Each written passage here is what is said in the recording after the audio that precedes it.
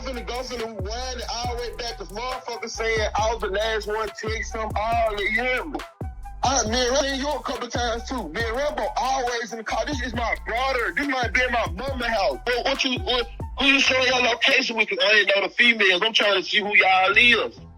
February 1st, 2026, marked 1 full year since a Memphis mother lost her son to gun violence, and still to this day, no arrests have been made. What hurts even more is that many believe this wasn't random at all, but a setup involving people he trusted the most. When this first happened, we briefly spoke on it, but at the time, information was limited. All that was available was security footage the victim's mother later released from an Airbnb camera. We'll circle back to that footage shortly. But since then, a lot more details have come out. And yet, the case remains cold. One thing is clear though, his mother is not backing down. She's been relentless in her fight for justice, refusing to let her son's name fade into silence. On January 31st, she went to Facebook and shared a heartbreaking message that put everything back into perspective. She wrote that January 31st, 2025, was the last day she saw her son alive and well. Just hours later, he would be taken from her, and she made it clear she would never forget what was done to him. According to her statement, he was shot multiple times across his body. His chest, back, shoulder, arm, lower back, and leg. Some of those bullets pierced vital organs, including his heart, lungs, and kidney, making the situation instantly life-ending. What's important to note is what she emphasized next. Her son was completely sober. No marijuana, no pills, no alcohol in his system at all. He had only gone out to celebrate Patrice's birthday and never made it back home. According to public records and information later shared, he was at that location for just 1 hour, only one, before his life was cut short. And that single hour is now at the center of a mystery his family refuses to let go of.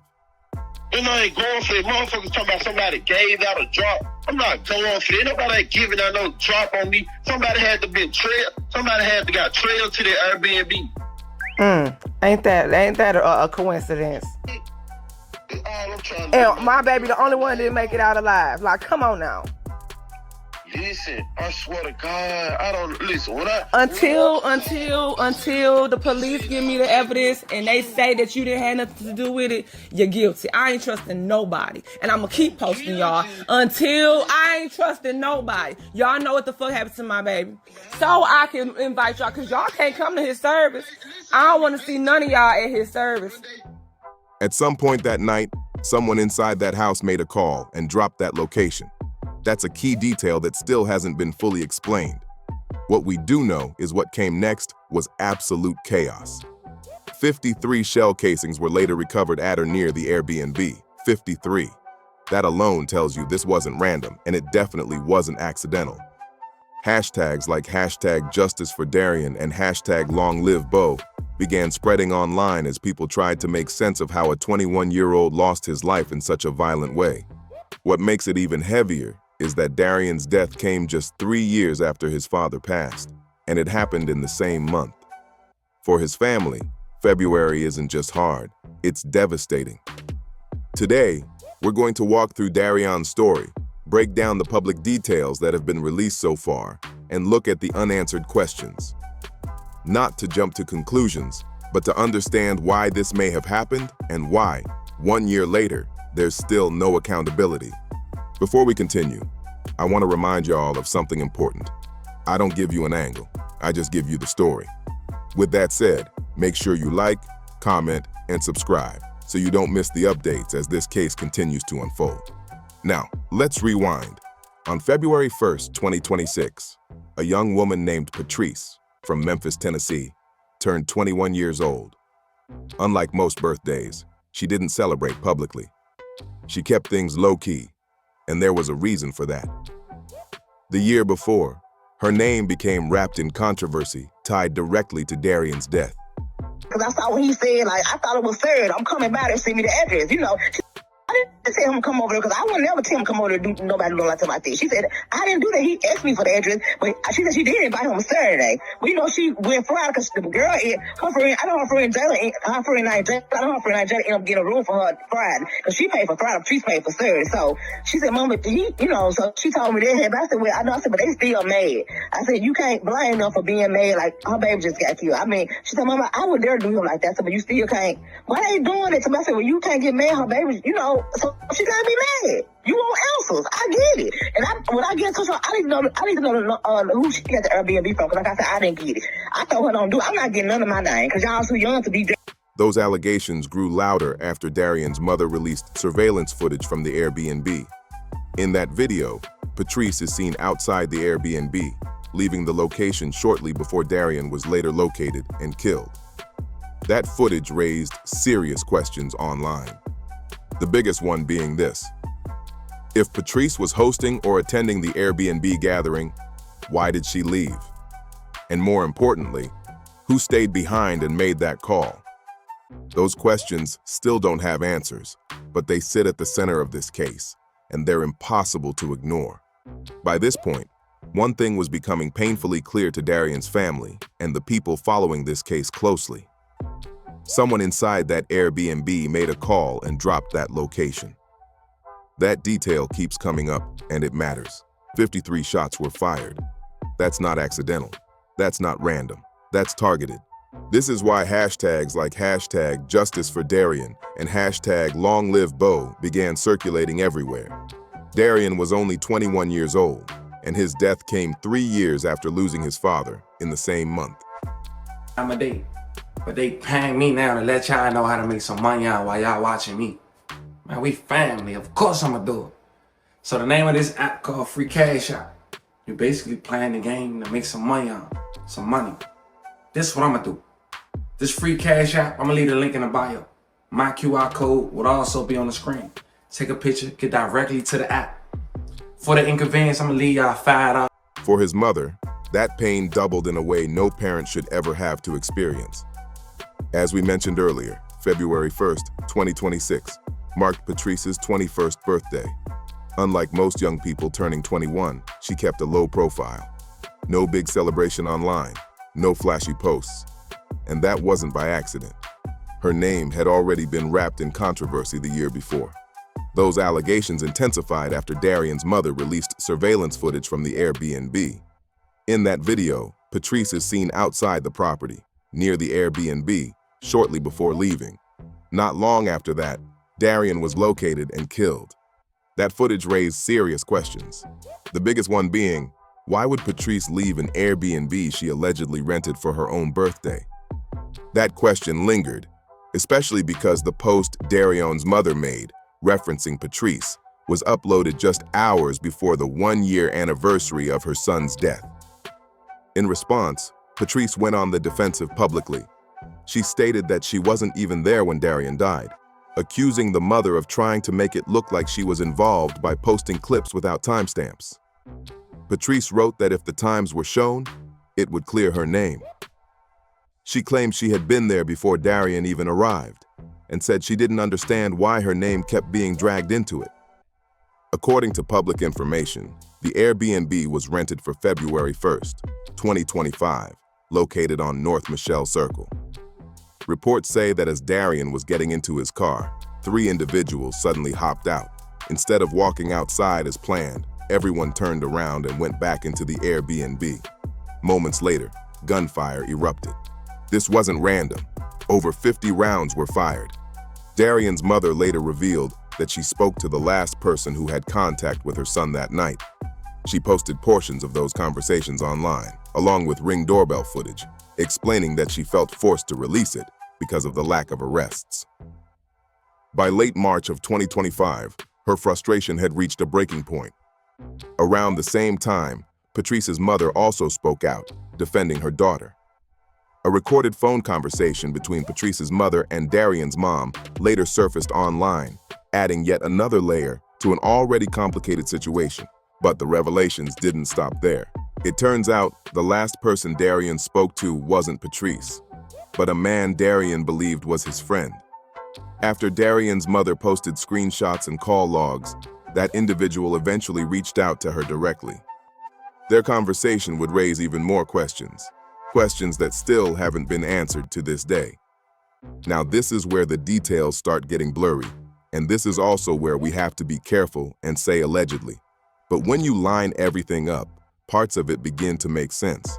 While all of this was unfolding, it's been alleged that Darion had a $15,000 bounty on his head.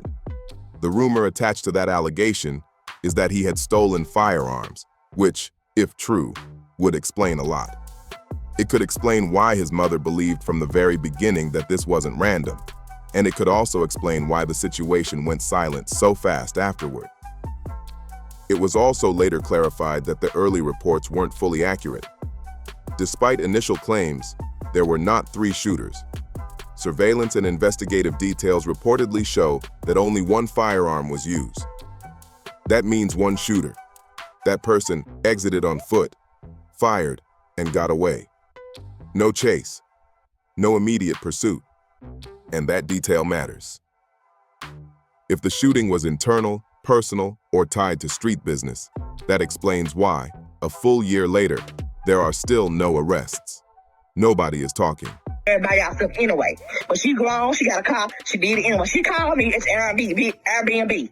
Mom, I got the Airbnb for $1,000 for tomorrow night. But see, that went on purpose. See, I don't know nothing about it. Like, you know what I'm saying? I didn't know she got the Airbnb. I didn't know where, I didn't know where it was at until my friend called me and told me I had to get the address from my friend. I said, where's the address at? She said, okay, let me see, because her other friend, my friend's daughter got Patrice's location, because she going Saturday too, because they didn't know she was having on Friday, but she going, you know, some people went Friday, but most of the people going Saturday. She dinged Patrice's location. That's how I found out where they was at. Okay. But I know you don't want to hear it. I know you heard. Yo, but I can't believe it. I'm telling you right now, I'm not trying to make you feel sorry for me, cause I know that's your baby. I have not been asleep. I can't go there, baby. I can't go to sleep. Anyone who knows something is staying quiet. And if the person believed to be responsible is already dead, as some allege, that trail may have gone cold permanently. That silence is what Darion's mother has been forced to live with. On the 1-year anniversary of her son's death, she returned to Facebook, not with anger, but with heartbreak. She wrote, "It's been a whole year without you, and I still don't know how to make sense of a world that keeps moving when you're not in it. Some days it feels hard just to breathe, like the air itself knows you're missing.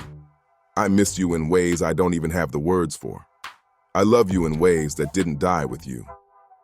She went on to talk about everything Darion had missed. His sister Desiree turned 18, graduated, and went to prom. She said Darion would have picked her up, teased her, and been proud. Ms. Fatty turned 15 and will be 16 this year. Time kept moving forward, even though it felt wrong that it did. She admitted the family hasn't been the same, that she isn't the same. "You are my best friend, and I still don't understand why this happened to you. I don't understand why your life was cut short when there was so much more ahead of you." She shared that Shania bought a house, becoming a 23-year-old homeowner. She imagined Darion being there, laughing with her, planning the future like they always talked about. And then came one of the most painful lines. "It's been a year, and I know in my heart I would have been a grandma by now. No arrests, no charges." Thanks to this technology, last year, approximately 160 people were deterred from booking an entire home listing on Airbnb over the Memorial Day and 4th of July holidays. In 2024, for example, we've seen a 54% decrease in the rate of party reports since we first introduced our global party ban. Just unanswered questions, and a mother still waiting for justice. As the months passed with no arrests, the focus slowly shifted from just who pulled the trigger to how Darion ended up in that position in the first place. And that's where the idea of a setup kept resurfacing. Quietly at first, then louder as more pieces came out. According to public information and what Darion's mother has consistently maintained, her son wasn't supposed to be at that Airbnb long. By her account, he arrived, stayed roughly an hour, and never made it back home. That short window is important because it suggests he wasn't there to party all night or get caught up in anything reckless. He came for a birthday celebration, showed love, and was about to leave. But something changed. The mother has repeatedly pointed out that someone inside that house had to make a call. Someone had to drop that location. Darion didn't just get run up on randomly in a quiet area. He was met with overwhelming force. Over 50 shots were fired. That's not panic. That's intent. What also raised eyebrows was Darion's toxicology report. According to his mother, he was sober. No drugs, no alcohol, nothing in his system. That directly contradicted early street talk trying to paint him as reckless or impaired.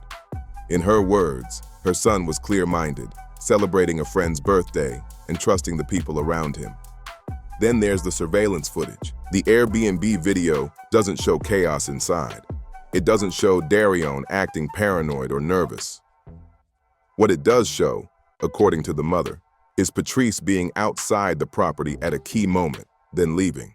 Patrice has publicly denied involvement and insisted that the timestamps would clear her name, but those timestamps have never been released publicly, which has only fueled speculation. At the same time, leaked phone calls and messages, shared by Darion's mother, suggest that the last people who spoke to him didn't give him the full picture of what he was walking into. Some of those individuals later distanced themselves publicly. Others went silent altogether. Loving on that baby, watching you become the father I knew you'd be, and it breaks me that I'll never get that chance. 21 years wasn't long enough, not even close. It hurts knowing I have to grieve you longer than I had you. That doesn't sit right in my chest, and some days the pain feels unbearable. I don't know who I am anymore without you.